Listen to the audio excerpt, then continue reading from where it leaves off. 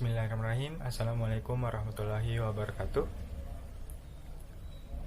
Di sini kami akan mempresentasikan laporan proyek akhir kami yang berjudul Aplikasi Layanan Bimbingan dan Konseling untuk Identifikasi Kebutuhan dan Masalah Siswa dengan Metode DCM. Sebelum kami mempresentasikan laporan akhir proyek kami, izinkan kami untuk memperkenalkan terlebih dahulu. Perkenalkan, kami dari Insting yang terdiri dari 2 orang, saya sendiri Syafri Fajarian dan teman saya Rahmat Tobi Hidayat. Kami juga mengucapkan banyak terima kasih kepada Ibu Risa Indah Mega Mandasari selaku dosen pembimbing dan Pak Rahmadi Wijaya selaku dosen reviewer serta dosen penguji yang telah hadir dan meluangkan waktu demi pelaksanaan sidang proyek akhir hari ini. Adapun poin pembahasan yang akan kami presentasikan kali ini yaitu ada pendahuluan, rumusan masalah, tujuan, sistem arsitektur, flowchart aplikasi, use case diagram, pengujian hasil, kesimpulan, dan saran. Poin pertama yaitu pendahuluan. Latar belakang yang kami angkat dalam proyek akhir kali ini terkait sistem identifikasi masalah pada siswa di SMP Negeri 48 Bandung, yang dimana guru BK di sekolah tersebut jika ingin mengidentifikasi masalah pada siswa, guru BK tersebut melakukan survei kepada siswa masih menggunakan sebuah kertas yang berisi pertanyaan. Melakukan perhitungan poin jawaban pertanyaan masih menggunakan manual perhitungan. Melakukan identifikasi masalah ke siswa membutuhkan waktu yang lama. Oleh karena itu, kami membuat aplikasi layanan bimbingan konseling di SMP Negeri 48 Bandung untuk membantu guru BK dalam mengidentifikasi masalah yang terdapat pada siswa yang dapat mengefisiensikan waktu pengerjaan dan menghasilkan data yang akurat dari perhitungan rumus yang telah ditetapkan. Adapun rumusan masalah dari pembuatan aplikasi ini yaitu bagaimana merancang aplikasi yang mempermudah hubungan antara layanan bimbingan dan konseling siswa di SMP. Bagaimana merancang aplikasi untuk mempermudah guru BK mengetahui kepribadian atau masalah siswa dan memberikan treatment kepada siswa tersebut. Yang ketiga, bagaimana merancang dan membangun aplikasi layanan konseling dengan menggunakan desain tampilan yang menarik dan mudah dipahami oleh pengguna. Adapun tujuan pembuatan aplikasi ini, yang pertama, merancang aplikasi website layanan konseling yang menyajikan data yang relevan dan akurat agar dapat mengetahui masalah pribadi siswa. Merancang aplikasi website layanan konseling dengan menggunakan desain tampilan yang menarik dan mudah dipahami oleh pengguna. Selanjutnya, merancang dan membangun aplikasi website layanan konseling yang mampu menghasilkan laporan berupa data yang mempermudah guru BK dalam memberikan treatment sesuai masalah yang dihadapi oleh siswa. Selanjutnya, gambaran sistem arsitektur. Gambaran sistem arsitektur dalam pembuatan aplikasi ini ada 5, yaitu di aplikasi ini mempunyai 3 user, yaitu admin, guru BK, dan siswa, yang dimana ketika 3 user tersebut ingin mengakses aplikasi ini harus menggunakan web browser yang telah terhubung ke internet. Setelah itu, ketiga user tersebut memasukkan URL yaitu www.counseling.smp48.site. Setelah memasukkan URL tersebut, maka akan menampilkan web aplikasi yang telah kami buat, yang dimana di dalam website tersebut sudah dimasukkan data-data yang telah diperlukan oleh sekolah tersebut. Misalnya, ada data guru BK, data siswa, dan soal survei yang akan diberikan ke siswa, yang telah disimpan di database. Nah, selanjutnya itu ada suatu diagram alir aplikasi. Diagram alir aplikasi ini disebut juga dengan flowchart. Flowchart itu adalah suatu bentuk bagan-bagan yang terdiri dari simbol-simbol yang mana menggambarkan suatu proses atau menjelaskan suatu hubungan antara suatu proses tertentu yang terdapat dalam sebuah program. Jadi yang pertama itu adalah diagram alir dari admin atau flowchart dari sebuah admin. Nah, yang pertama itu adalah si admin membuka link atau membuka websitenya, dan admin memasukkan username dan password. Nah, setelah itu ketika admin berhasil login, maka admin akan pergi langsung ke dashboard.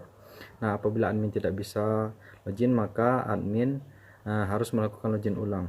Nah, ketika si admin telah memasuki dashboard, maka akan ada disediakan beberapa fitur. Yang pertama itu adalah ada input guru, dan ada input kelas, ada input siswa, ada input pertanyaan, ada kelola pertanyaan, ada edit dari background, dan ada edit dari profil admin itu sendiri. Yang kedua itu adalah ada diagram alir dari guru BK. Nah, yang pertama itu seperti yang sebelumnya, sama seperti si admin, si guru BK nanti akan melakukan login terlebih dahulu di websitenya.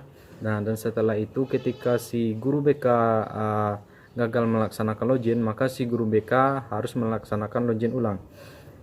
Nah, ketika guru BK telah berhasil login, maka dia akan disuguhkan atau ditampilkan tampilan dashboard dari sebuah website sebagai guru BK. Nah, di sana ada disediakan fitur. Yang pertama itu adalah fitur hasil untuk melihat hasil survei dari jawaban-jawaban siswa ketika telah menjawab sebuah pertanyaan. Nah, yang kedua itu adalah grafik atau hasil survei perbandingan dari tiap antar kelas yang telah melaksanakan asesmen atau jawaban dari jawaban-jawaban yang tersedia dalam websitenya. Nah, dan terakhir itu adalah fiturnya, yaitu melaksanakan edit profile dari si akunnya sendiri. Nah, yang bagian ketiga itu adalah si usernya adalah si siswanya sendiri.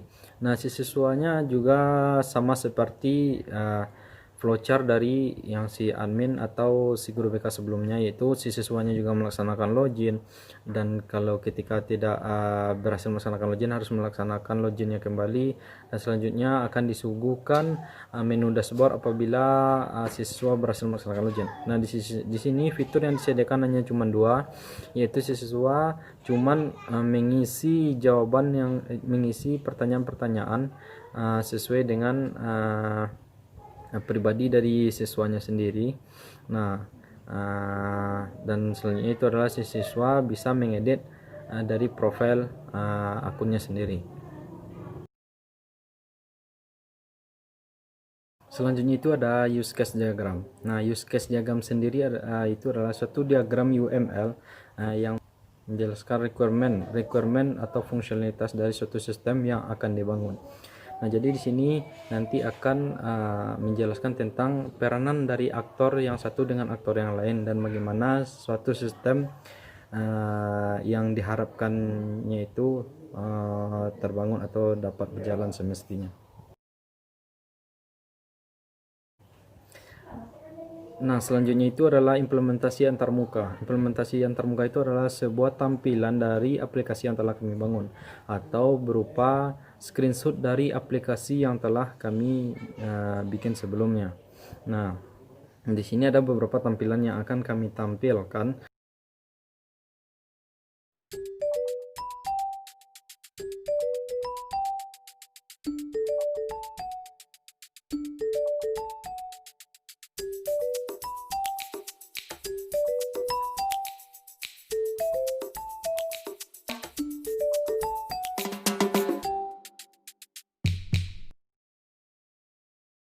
Nah, selanjutnya itu adalah hasil pengujian yang telah kami lakukan kepada guru BK dan kepada siswa-siswa terhadap aplikasi yang telah kami bangun.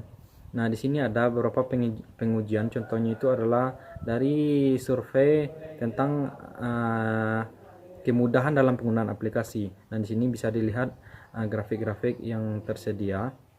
Nah, selanjutnya itu ada tentang pentingnya aplikasi layanan ini diterapkan atau tidak di sekolah sendiri. Nah, di sini juga bisa ditampilkan dalam grafik. Nah, selanjutnya itu adalah grafik dari kegunaan dari aplikasinya sendiri, itu berguna atau tidak. Nah, ini juga ditampilkan dalam beberapa grafik yang telah kami lakukan survei sebelumnya. Nah, dapat disimpulkan dan juga telah kami kalkulasikan dalam hasil dalam bentuk skala Likert. Nah, jadi di sini didapatkan rata-rata 91,1% bahwa disimpulkan bahwa aplikasi ini setuju untuk diterapkan dan bahwa aplikasi ini mudah digunakan dan sudah sesuai dengan kebutuhan dari sekolah sendiri. Selanjutnya itu adalah kesimpulan.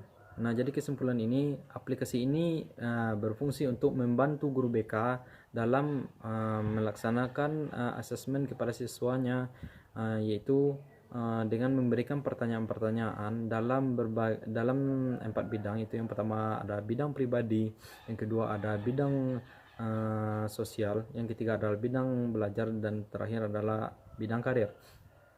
Nah, jadi aplikasi ini dapat disimpulkan yaitu mudah digunakan oleh guru BK dan sesuai kebutuhannya. Nah, juga aplikasi ini juga sudah sesuai dengan rumus yang dalam perhitungan hasil dari jawaban siswa sendiri. Selanjutnya itu adalah saran. Nah, di saran yang ini, yang pertamanya yaitu adalah kan aplikasinya itu dapat menyediakan lebih banyak pertanyaan dari pertanyaan yang tersedia yang sekarang ini.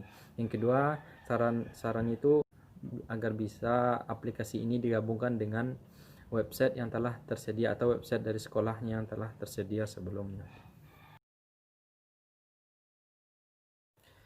Cukup sekian presentasi dari kami dari kelompok InSTEM. Terima kasih atas kesempatan yang telah diberikan kepada kami untuk melaksanakan sidang di periode ini, dan juga terima kasih kepada dosen penguji dan dosen pembimbing dan dosen reviewer kami. Saya Rahmat Hidayat dan rekan saya Safri Fajarian mohon untuk pamit undur diri. Assalamualaikum warahmatullahi wabarakatuh.